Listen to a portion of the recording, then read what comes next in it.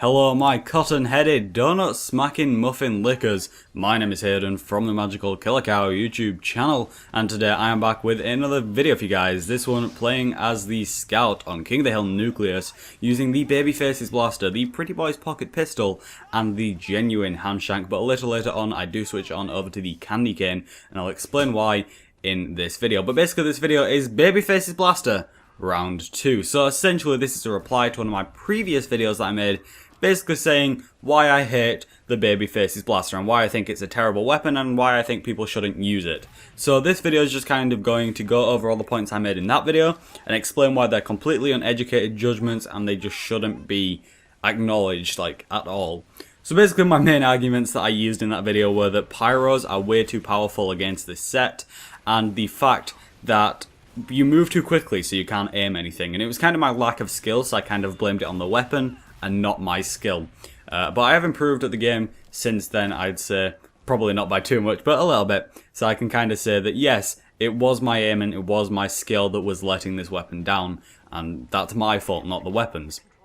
Now, whilst I still think this loadout is really vulnerable to pyros, there are ways to counter it. You can use the Candy Cane. Like I said, I switched to it a little later on in this video, but basically I switched to the Candy Cane. So when I'm fighting a pyro, let's say I'm having a one-on-one fight with a pyro, and he sets me on fire, or she, depending on her gender, and they set me on fire, and I managed to kill them, but I'm very low on health. The Candy Cane is going to drop a small health pack that I can pick up so I'm not on fire.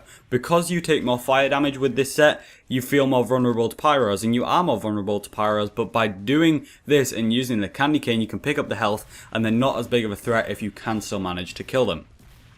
And what I understand now, that I didn't understand when I made the video in the first place, is that weapons and classes aren't supposed to be completely invulnerable to everything else. Like, there was an argument about this, basically a reviewer of Team Fortress 2 who reviewed TF2, who basically said that he kept dying and he kept not being able to do anything.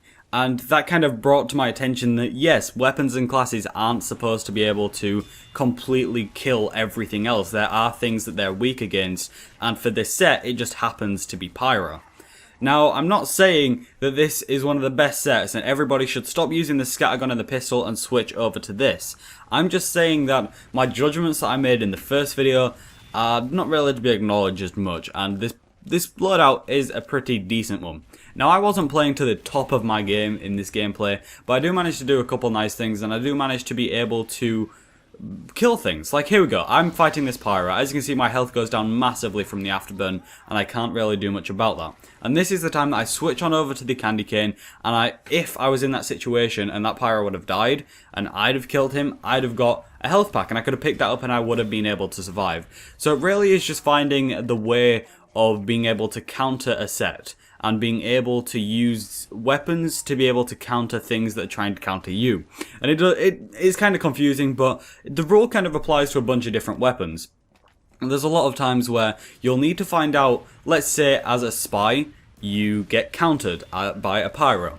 So what you need to do is you need to learn a way to counter that pyro because he's trying to counter you. So you'd switch maybe to the Spicicle or maybe to the Dead Ringer, and you practice trying to get away from situations like that. And there we go, I was on fire, he dropped the health pack, and I managed to be able to grab that and carry on playing. If not, I'd have had to waste time trying to find a health pack, trying to get my health back and make sure I'm not on fire and make sure I don't die, which is something that I don't really want to be worrying about. I just kind of want to go shoot some people in the face with this weapon. So it is a really interesting weapon, and I've started liking it a bit more. I feel like I can move around very quickly. King of the Hill Nucleus is a pretty small map, so with this extra speed I can run across it instantaneously. I can get from one side to the other to try kill some things. A little later on you'll just see me running around the map a few times and killing things as I see them, and it was more of a hit and run kind of game that I was playing. Like, I'd just pick up the speed, run around the map. If I saw something, I'd kill it, and then I'd just carry on. And it was quite a bit of fun, just trying to run around, trying to kill things as soon as I see them, and making sure that other people couldn't, because it's all about getting the highest score in this game. So my verdict of the Babyface's Blaster Round 2 is this weapon isn't as bad as I said it was, and I'll admit this is a pretty freaking fun weapon. Just building up that speed, running around a lot. Now that my aim's improved quite a bit, I can actually hit things whilst moving this fast. which definitely does help make this a fun weapon. A lot of people do accuse the weapon for their lack of skill, me being an obvious person that's fallen into this category, but it's something that when you improve at the game and you learn to be able to aim at these sort of speeds, it kind of works. Now, I didn't play the best because this was, I think, the first time I used it in like a couple months, so like I was trying to adjust to the speed, but it was a really fun game and I really did enjoy playing it. So that is pretty much all I really have to say about the Babyfaces Blaster, but we do have a couple minutes left, so let me just kind of discuss my fundraising event that I'm going to be holding hopefully soon, which I haven't really organised a date, but essentially what it is I'm going to be live streaming to try raise money for a new computer. So how this is working is I'm live streaming like daily now, and I'm having a lot of fun live streaming. And basically what I do is when people donate, they can request something silly for me to do. So people have been donating and they've been making me sing songs. Like there's loads of songs going up on YouTube, me singing like Barbie Girl, Call Me Maybe Friday. It's pretty fun, and I don't mind being a bit silly if you guys are awesome enough to donate. But I did put a link to donate down below in the description. bit.ly/MKC donate. So if you would like to donate through there, then feel free to do so.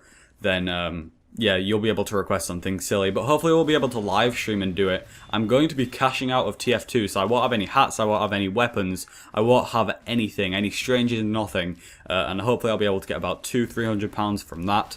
Really, I do just want to buy a new computer, and that's all I want to do. So I am trying to save as much money, so I won't have any TF2 items, no hats, no nothing. It's going to be kind of like starting TF2 again, which it'll be interesting. So that should be good. If you would like to donate TF2 items, I am accepting donations from that. Then yeah, feel free to do so if you would like to donate through TF2 items. But I do ask that there is some sort of value of it, so when I do cash out of TF2, then the value of my backpack will be worth more, because I don't want to be just like trying to sell a bunch of crates to somebody for extra money. That's just absurd. But be sure to tune into my live streams, usually around 2 PM GMT every day. But I'll probably have to stop the daily live streams. But you know, this video will go up about 5 o'clock. I don't really know what time, but a little later on today. And I usually stream at around 2 o'clock. So Saturday, 2 PM GMT. Be sure to tune in for that live stream. That should be fun. So thank you all so much for watching. My name has been Hayden, and I will see you all in the next one.